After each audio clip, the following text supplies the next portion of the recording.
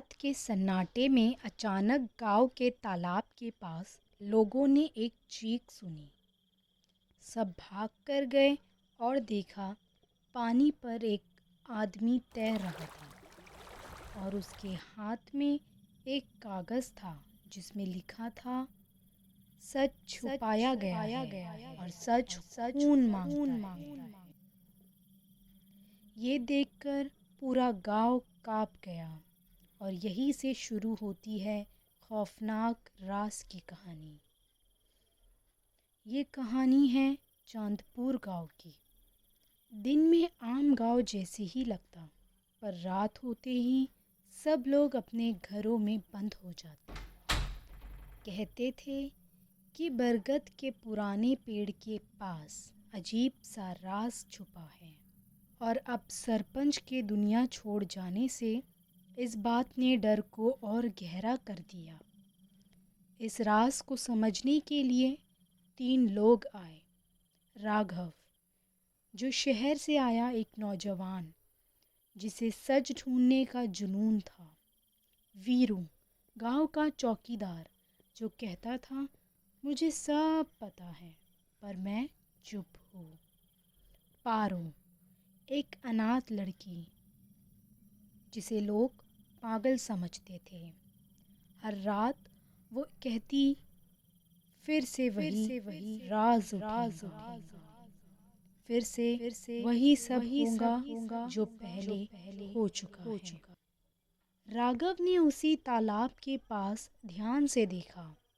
जमीन पर पुराने निशान थे, जैसे यहाँ पहले भी कुछ खुदाई हुई है। वीरू ने चुपके से बताया, 20 साल पहले यहीं से लोग कुछ गायब हुए थे। उनकी कहानी कभी किसी को नहीं बताई गई, और सबसे बड़ी बात, वो गायब हुए लोगों का रिश्ता सरपंच के परिवार से था। दूसरी रात राघव और पारो बरगद के पेड़ के पास गए। उन्होंने देखा कुछ बड़े लोग, पंडित, ठाकुर और हकीम, रात के अंधेरे में मिट्टी खोदकर कुछ दबा रहे थे। जब जमीन खोदी गई, अंदर से गायब हुए लोगों के कपड़े मिले। गांव के बड़े लोगों का रंग उड़ा हुआ था। वीरू ने सच कहा, ये लोग पहले भी अपने रास्ते में आने वालों को चुपचाप मिटा देते थे और बरगद के नीचे दबा देते थे। सरपंच ने उनका राज खोलना चाहा, इसीलिए उसे चुपचाप हटा दिया गया। राघव ने सबूत जमा करके सच सबके सामने लाया, लेकिन उसी रात पारो फिर चिल्लाई, फिर से होगा वही जो पहले हुआ था। रात को सन्नाटा छाया हुआ था।